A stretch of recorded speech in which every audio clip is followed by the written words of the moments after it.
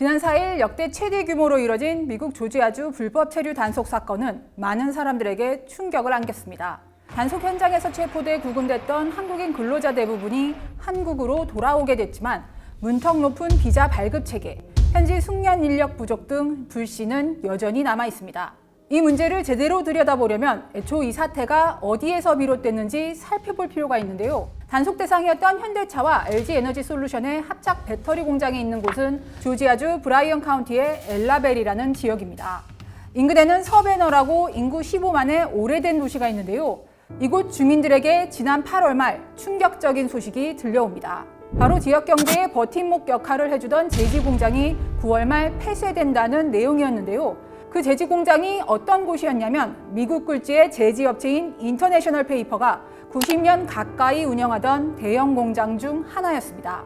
한때 세계에서 가장 큰 제지 공장으로 꼽혔을 정도로 규모가 큰 곳인데요. 그만큼 지역 경제에 미치는 영향도 컸습니다. I went there and tried to get a job here because I thought it was the best place to work. 그랬던 공장이 사업 전략 변화를 이유로 갑자기 문을 닫게 된 겁니다. 인근 다른 생산시설도 함께 문을 닫게 되면서 모두 1,000개가 넘는 일자리가 사라지게 됐는데요. 이를 두고 서베너 시장까지 나서 우려를 표했습니다. 여기에 하원 의원 출마를 노리는 지역 공화당원까지 끼어들었는데요. 트럼프 열혈 지지자로 알려진 이 인물은 기후 규제 때문에 지역 주민들이 일자리를 잃게 된 것이라는 주장을 늘어놓더니 약 2주 뒤 한국 배터리 공장에서 대대적인 단속이 벌어지자 이민당국의 불법 체류자를 신고한 사람이 자신이라고 주장하고 나섰습니다. 한 발 더 나아가 현대가 제지 공장에서 잘린 1,000명을 고용할 수 있을지 모른다는 글을 올리기까지 했습니다. 다른 말로 하면 해외에서 온 불법 체류자를 내쫓고 그 자리에 미국 노동자들을 써야 한다는 건데 과연 이 상황에서 가당키나 한 일일까요? 우선 구금됐던 한국 근로자들은 전기차 배터리 설비 분야에서 숙련된 전문 인력으로 알려졌는데 이걸 제지 공장에서 일하던 인력으로 대체한다는 건 기업 인력 관리 측면에서 쉽게 내릴 수 있는 결정이 아닙니다. 최첨단 설비를 가서 세팅해서 시운전까지 해서 생산을 딱 할 수 있도록 맞춘다는 게 굉장히 어려운 일이고 아무나 할 수 있는 일도 아니고 그런 부분들을 미국 인력을 새로 구해서 교육을 해서 설치와 시운전을 한다는 건 거의 불가능한 상황입니다. 물론 일개 정치인의 의견을 귀담아 들을 필요는 없지만 그렇다고 이런 주장을 터무니없는 소리로 일축하기 힘든 건 이게 트럼프의 주 지지층인 마가 보수주의자들의 생각과 일맥상통하기 때문입니다. 마가 지지자들은 외국 기업과 외국에서 온 저임금 노동자들이 미국인에게 일자리를 돌려줘야 한다고 주장해왔는데 트럼프 대통령의 강경한 반이민 정책 역시 이 같은 주장에 뿌리를 두고 있습니다. Massively raise wages for American workers and make the United States into a manufacturing powerhouse. Your wages will rise, your costs will fall, your job opportunities will grow. 그런데 미국 내부에서는 트럼프가 돌려주려는 일자리를 원하는 미국인이 실상은 그렇게 많지 않다는 분석이 나옵니다. 미국 노동통계국에 따르면 현재 미국 내 제조업 일자리 46만 개 정도가 충원되지 못한 것으로 조사됐습니다. 제조업 임금 수준이 노동 강도에 비해 높지 않고 근무 환경이 여타 서비스직보다 열악한 점이 주요 원인으로 꼽힙니다. 사정이 이렇다 보니 일손이 많이 필요한 노동집약형 제조업과 농업 등에서는 이민 노동자들의 비중이 높을 수밖에 없는데요. 그래서 미국 안에서도 농촌이나 공장에 외국인이 없으면 돌아가지 않는다는 말이 나올 정도죠. 제조업의 경우 일을 하려는 사람도 적지만 일을 제대로 할 수 있는 사람이 적은 것도 문제입니다. 미국 제조업이 사실상 붕괴하면서 전문성을 갖춘 숙련 인력이 제대로 양성되지 못했기 때문입니다. 미국 제조업협회 산하연구소는 2033년까지 미국 제조업체가 필요한 신규 인력이 380만 명에 달하는데 인력 육성이 제대로 이루어지지 않으면 충원율이 절반에 그칠 것으로 내다봤습니다. 한국인 노동자들이 떠난 배터리 공장 역시 앞날을 장담하기 힘들게 됐습니다.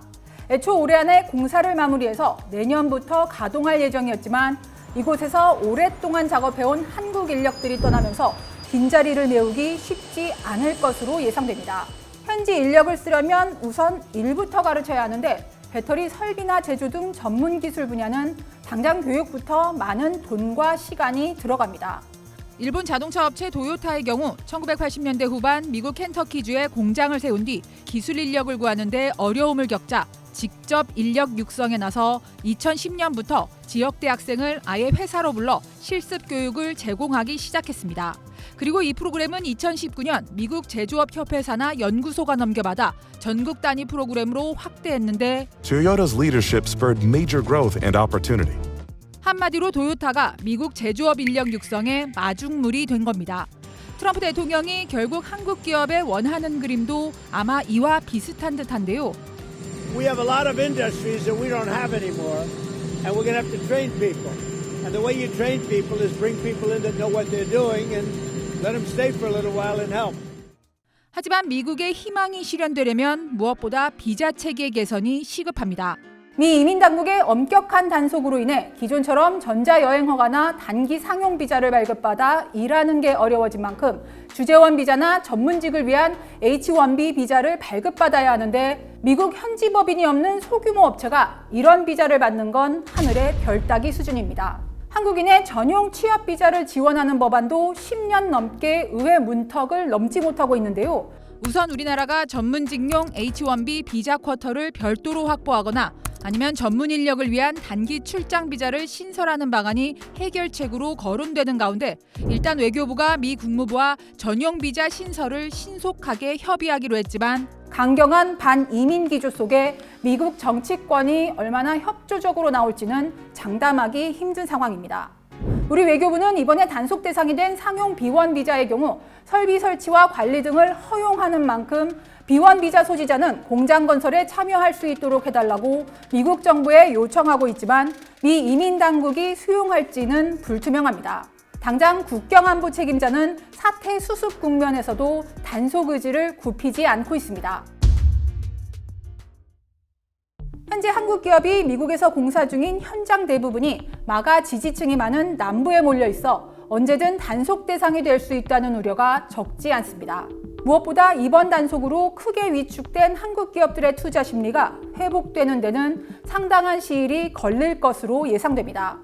미국에 투자하는 거나 미국 공장 운영이나 이런 거에 대해서 기업들은 좀 더 소극적이거나 아니면 좀 더 기한을 더 오래 잡고 진행을 할 것 같습니다. 그렇게 되면 아무래도 비용이라든지 속도 면이라든지 그런 면에서 기업의 어려움이 좀 더 가중될 것 같기는 합니다.